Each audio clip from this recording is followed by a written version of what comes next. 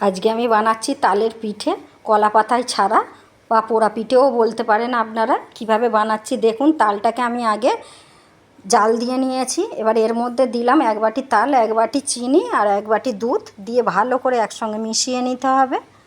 ভালো করে মেশাচ্ছি দেখুন। স্বাদ মতো নুন দিলাম, এর মধ্যে একটু এলাচ গুঁড়ো দিলাম, দিয়ে ভালো করে মিশিয়ে নেবেন। এবার এর মধ্যে দেব নারকেল কোড়া, একটা গোটা দিয়েছি। ভালো করে মিশিয়ে নিলে জিনিসটা ভালো হবে।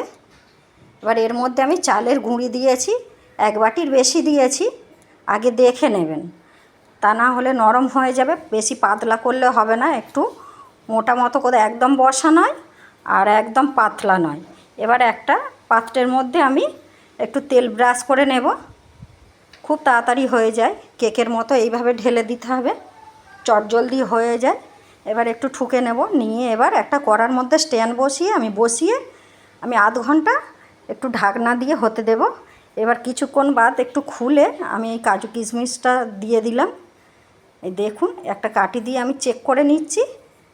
এবার একটু ঠান্ডা হলে এটাকে আমি ঢালবো, খুব তাড়াতাড়ি হয়ে যায়। এইভাবে আপনারা ঘরে বানিয়ে খেতে পারেন। দেখুন কতটা সুন্দর হবে। পোড়া পিঠে যে উনানে শুধু হয় তা নয়, গ্যাসেতেও হয় কলা পাতা ছাড়া।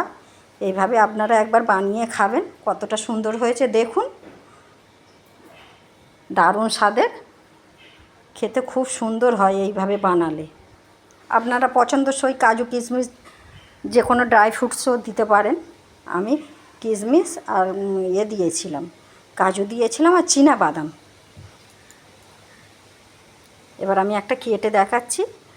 মাপটা ঠিকঠাক দিয়ে এইভাবে বানাবেন, একদম অন্যরকম, অথচ বেশ ভালো লাগবে খেতে। কতটা সুন্দর হয়েছে দেখুন, একবার বানিয়ে খাবেন।